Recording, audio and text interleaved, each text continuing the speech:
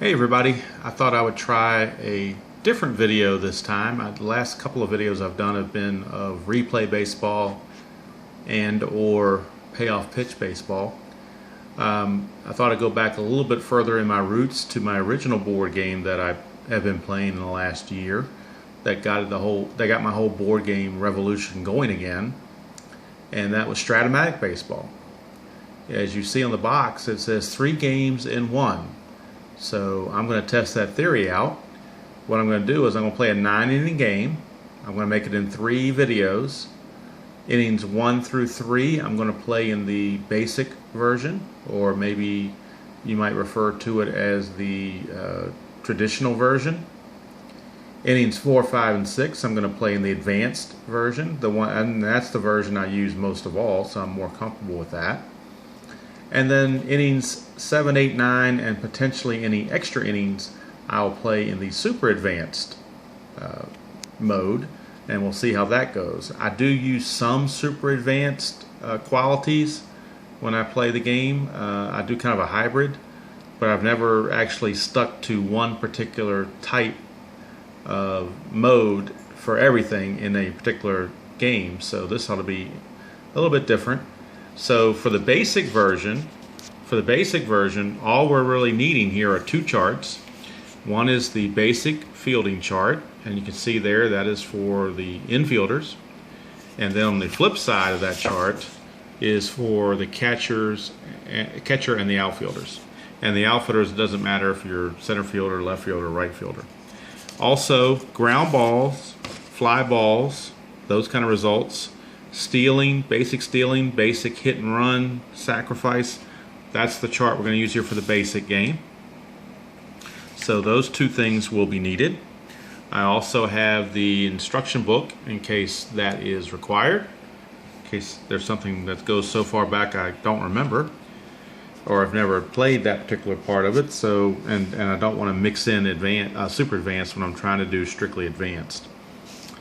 As you can see, the board game that comes with the box is laid out this way, and the slot for the pitcher is actually designed for the basic side in mind, being it vertical like this, whereas the super advanced side or the advanced side, to read those as horizontal, and they don't obviously go as well on the board. But right here we've got that set up there.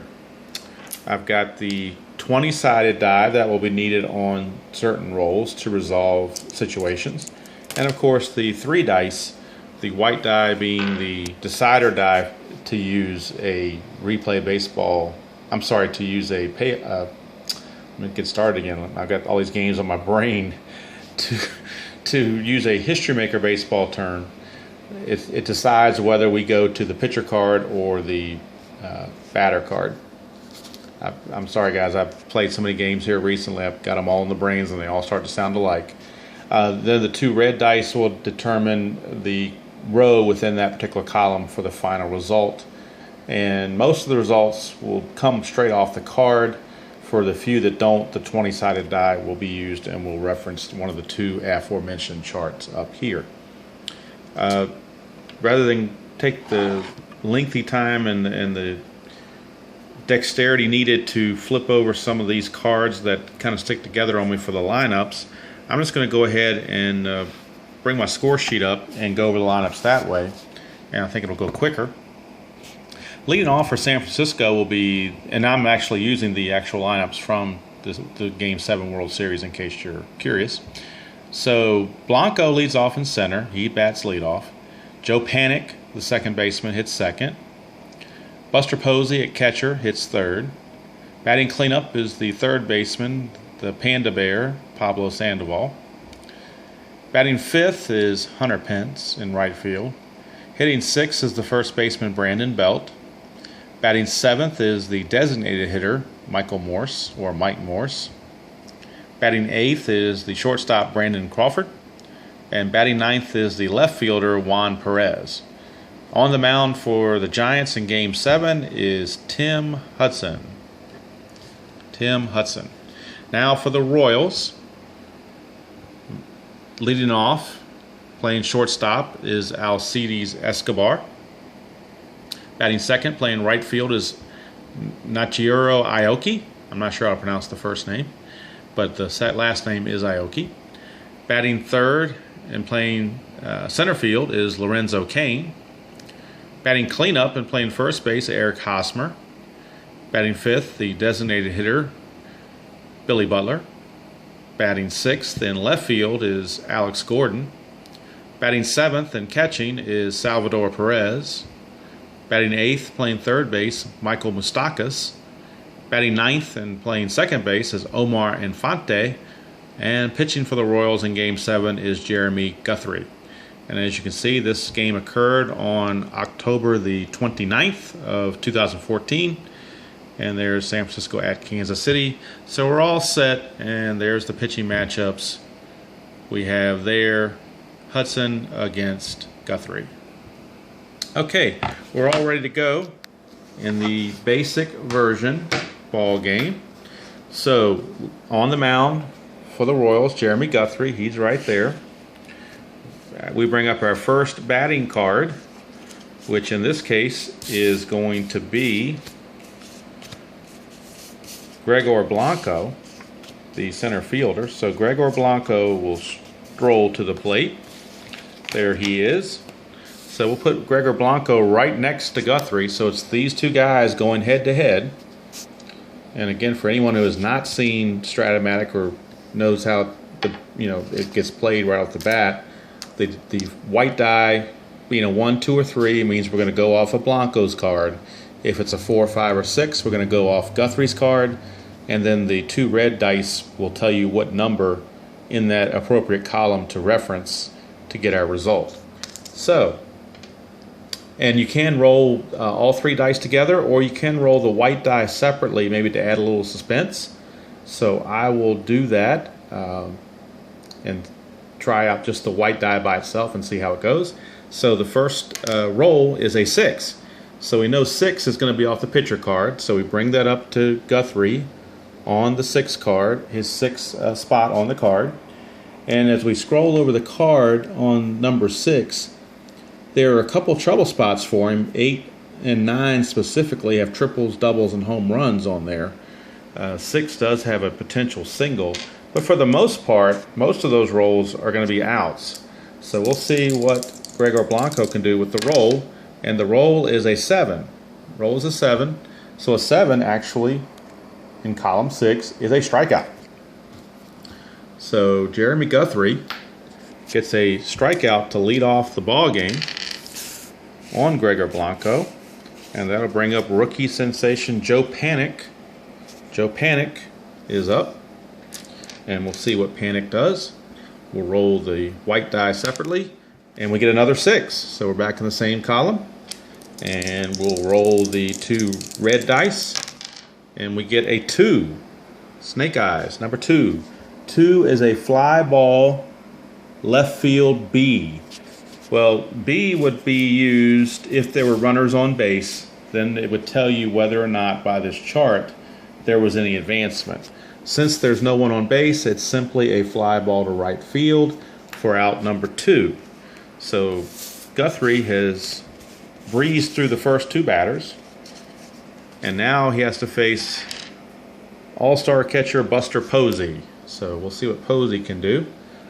See if this roll can be anything other than a 6 and move to another column. It's a 2. All right, so now we're going off the batter card. So we've got a 2 here, and we'll see what that does on Posey's card. Looking at the card on Buster Posey, number 2, unfortunately for Mr. Posey, every single result is an out on his column 2. He is much better in column 1 and somewhat better in column 3, but every one is column 2 on column 2 is an out. So it doesn't matter what I roll here, it's going to be out. It's just a matter of what kind of an out. It's a 7 and it's a pop out to the shortstop. That's what the actual out's going to be. So Posey pops out to short. So while the rolling the 1 die by itself may add a little suspense, in this case it took away the suspense because we already knew that Posey was out before he even got through the at-bat. So there's 3 up, 3 down there in the top of the first. We remove Guthrie, And we bring in veteran Tim Hudson, who is going to be the San Francisco Giants starter for the game.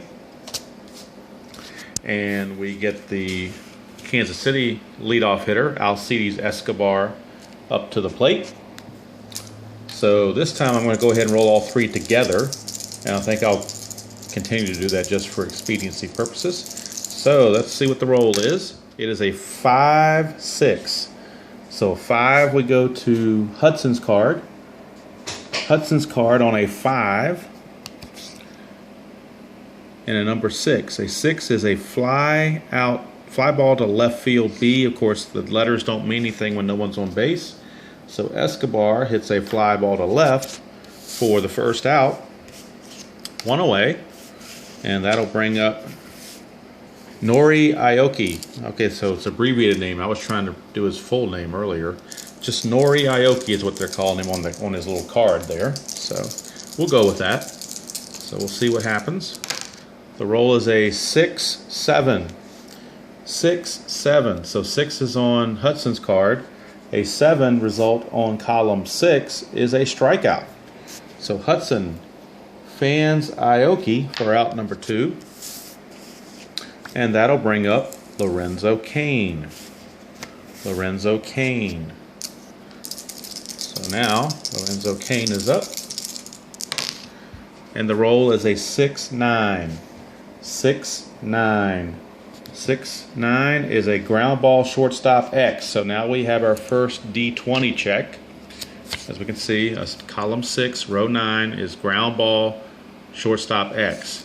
So we're going to be testing the shortstop. So we go to our basic fielding chart, and we're going to be looking at the shortstop rating. But we need to check the shortstop. The shortstop in this case is San Francisco shortstop Brandon Crawford, who is a Gold Glove type shortstop. In his basic card, he is given a rating of 2. Now 1 being the best, 2 being next to the best. So he is given a 2. And if we notice on his advanced side, he's given a 1. But on this side, he's given a 2. So he gets a rating of 2. So now we know we're looking at the column 2 under the shortstop range. And now we roll the D20 to see what we check for. We're going to be looking for either an out, an error, or potentially, well, yeah, either an out, error, or potentially a hit. So let's see what happens on the D20. It is a 16. So if we go to the basic fielding chart under the shortstop, column 2, since Crawford's a 2, scroll all the way down to 16. And that shows out 3. 3, that talks about if runners are on base, it's actually would be completion of a double play. But in this case, we have bases empty, so it is simply a ground out to short. Crawford was able to make the play successfully, and the inning is over. 3 up, 3 down at the end of 1. The score is the Giants 0 and the Royals 0. Okay, we're back for the top of the second. For expediency purposes, I'm going to go ahead and just read the rolls as they are rather than panning on the camera to capture them. And just hopefully that will get the game flowing a little bit better, because anyone who's played this game or any kind of game that you use dice on know that you can get on a good roll when you're rolling the dice. You can get in a good rhythm and the game moves right along. So next up is Pablo Sandoval, and we'll see what he rolls. Sandoval rolls a 6-9. 6-9. Now again, Sandoval's a switch hitter. Guthrie is a right-handed hitter, but in the basic version, that is irrelevant. So we're looking at 6-9. 6-9 on Guthrie's card is a split chance. 1 to 17 is a home run. 18 to 20 is a double. So this could be Sandoval going deep. Anything other than 18, 19, or 20, and the Giants have the lead. The roll is a 1. So Sandoval cranks one over the fence for a home run, and just like that, to start the top of the second, the Giants have a 1-0 lead. 1-0 lead. Now that brings up Hunter Pence. Hunter Pence, a 3-4. 3-4. That's off Pence's card. It's a fly ball to center field B, but the B is irrelevant. with the bases empty. So it's a fly ball to center. He flies to Kane for out number 1. And that'll bring up first baseman Brandon Belt. Here's Brandon Belt. Rolls a 1-7. Brandon Belt, that's a single. So now we got people on base. Now the letters will come into play a little bit more. So Belt is on at first, 1 down.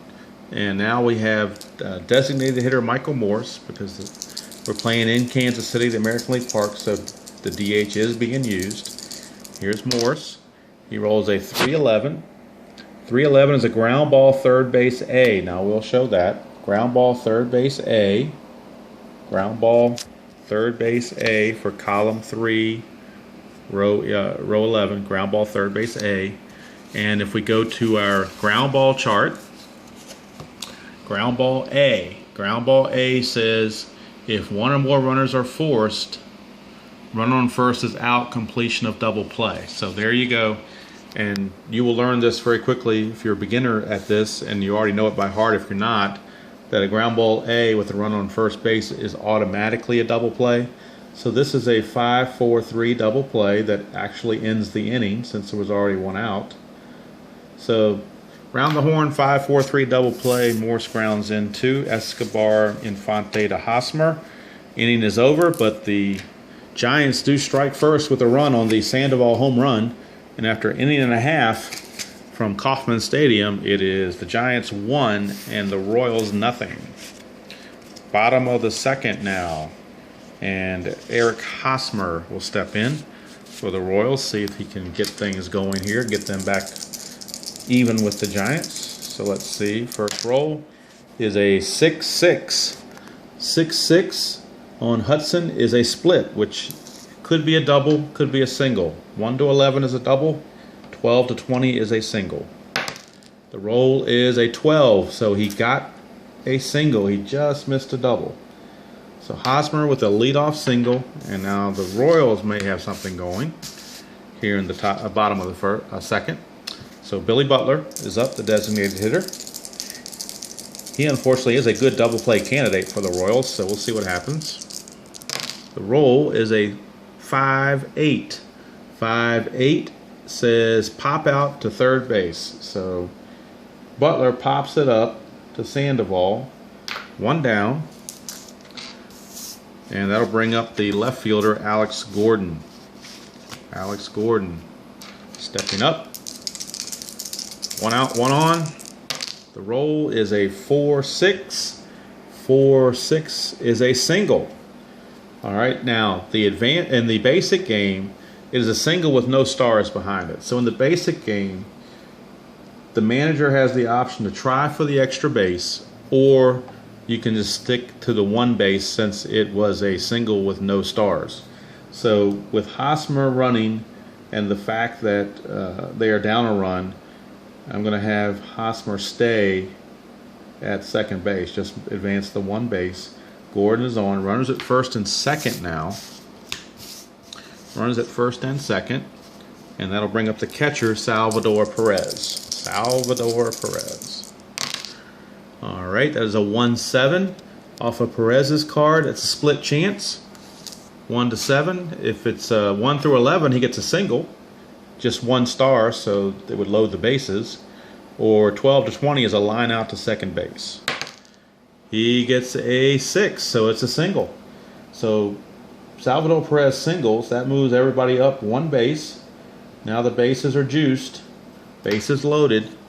Still only 1 out. And that brings up the third baseman, Michael Moustakas. Moustakas is up. Bases loaded, 1 out. Hudson has to bear down. It is a 6-8. 6-8 is a strikeout. So on Hudson's basic side, a 6-8 is a strikeout. So that was a big strikeout for Hudson. Now there are 2 outs. Base is still juiced, but no runs are in yet. And that brings up the number 9 hitter, second baseman Omar Infante. And the roll is a 4-9. 4-9 is a fly ball to center field B, but since it's the 3rd out, it doesn't matter about the B. It is just a fly out to center field to end the inning. So Hudson pitches out of a jam as the Royals leave him loaded, and after 2 complete from Kauffman Stadium, it's the Giants 2 and the Giants 1 and the Royals nothing. Bottom of the third, Brandon Crawford will lead things off, followed by Juan Perez and Gregor Blanco. But it's Brandon Crawford to start things off. The pitch is a 6-7. 6-7 is a strikeout. So, I'm sorry, I was looking at Hudson's card. I forgot to flip over and put Guthrie's card. That can happen when you're not used to doing it a certain way. So 6-7 on Guthrie's card is also a strikeout. How about that? They worked out either way, even though a mistake was made. It was easily corrected and actually turned out to be the same result, so that worked out very well. Okay, it's very easy if you're not paying attention to lose sight of who's at bat and who's pitching and all that good stuff. So, especially when you're doing a video, because you got a lot of things on your mind of trying to make sure certain things come across. So I apologize for that, but no harm, no foul. Same result happened. Now we've got the number 9 hitter Juan Perez stepping to the plate. It's a 4-10. The 4-10 is a ground ball to shortstop with an X. So we've got another X rating, which means another fielding check rating. And the shortstop, Alcides Escobar, is rated as a 1, which is the highest rating you can get in Strat-o-matic. So he had great range. So that means it's a good chance that he'll make this play. But we'll go ahead and pull it out and look at shortstop 1, and we'll roll the 20-sided die and see what happens. The roll is a 7. Under 7, it says out 3, but again, 3 would be a double play, but nobody's on base, so it's simply a 6-3 ground out. There are now 2 away very quickly, and now that will bring up the top of the order and Gregor Blanco. So Gregor Blanco is up. Blanco struck out his first time up. Guthrie's had the K working for him in this game. 2 Ks in the first 9 batters. That's usually kind of high for him. He only struck out 124 batters in 203 innings last year. So already he's got 2 and 2 2/3. So Blanco, the pitch is a 1-9. 1-9 for Blanco is another. I'm sorry, no, I'll take that back. I was looking at 3. 1-9 is a single. 1-9 is a single by Blanco. I'm just so used to looking at the right side of the card because he's facing a right-handed batter, but I'll get adjusted to it. Okay, Joe Panik steps up, 2 outs and Blanco at first. Now, will we want Blanco to try to steal? Let's see if we can, what his rating is here as far as stolen bases go. His stealing rating is an A, okay? His stealing rating is an A. So, that means on the basic chart, a steal rating of A means he will be safe on a 1 to 15 of a D20. So I'm going to go ahead and try it. Those are good odds. So before Panik even bats, we're going to roll a D20 and see if Blanco can steal second. He just needs a 1 through a 15 to do so. And the roll is a 4, so he has successfully stole second. Now he is in scoring position. And of course, in the advanced and super advanced game, the stolen base is much more complicated than that because you bring in hold ratings and catcher throwing ratings. But in the basic game, it's just the speed of the runner is all that really matters. So now Blanco is at second with 2 outs for Joe Panik, and the pitch is a 5-8. 5-8 is a fly ball center field B, but the 3rd out, so it doesn't matter about the B. And the inning's over. So Guthrie pitches around that single, gets out of it with any problems. We go to the bottom of the 3rd. Still Giants 1, Royals nothing. And now Royals coming up, bottom of the 3rd, back to the top of the order. Alcides Escobar, he flied to left his first time up. This time up, it's a 5-2. 5-2 is a fly ball right field X. So now we're going to check the right fielder, Hunter Pence, under the outfield chart. Now, again, the basic outfield chart just goes by outfield. It does not go by left, center, and right. And Hunter Pence is a number 2 rated outfielder. So we're going to be looking at the column 2 of the basic fielding chart. and we'll see what happens when we roll the D20. The roll is a 4, and under D2 a 4 is out with a number 4 next to it, which means runners hold if there were any runners on base. But again, the bases are empty, so it's simply a fly ball to right. 1 down. And now we move on to Nori Aoki. So Aoki will step in. Aoki. The pitch is a 4-5. And on Hudson's card, that's a fly ball to right field with a C, but again, the C doesn't matter. So back-to-back fly balls to right field. Quickly 2 up, 2 down. And that brings up Lorenzo Cain. Lorenzo Cain. 5-6. 5-6 is a fly ball to left. And that will end the inning. 3 up, 3 down. So at the end of 3, the score is San Francisco 1 and Kansas City nothing. Okay guys, so that was innings 1, 2, and 3 using the basic version or the traditional version, how you want to call it. But it's the one that for beginners and for people who don't want to flip through a whole bunch of charts and just keep things very simplistic. And as you can see, it was very entertaining. I didn't feel like I lost a whole lot of depth in there. I'm kind of a big lefty-righty guy. That's the only part of this game, of the basic game, that kind of leaves me leaving something to be desired. But as you could see, even though I made a couple of mistakes in the video and as I was reading the results, the game flow went pretty well when I actually got it right, and the rolls and the checks all went through pretty quickly. And it was still very entertaining and very realistic. Certainly nothing wrong with Pablo Sandoval hitting a home run. That's certainly, in 2014 at least, was a very realistic result. Maybe not this year with Boston. He's kind of let them down, but we're replaying last year, not this year. So I'm going to go ahead and wrap this part up and get ready to set things up for round 2. I'm going to call it part 2 in another video, because I don't want the video to be so long. So I'm going to go ahead and close this one down and get ready to start part 2.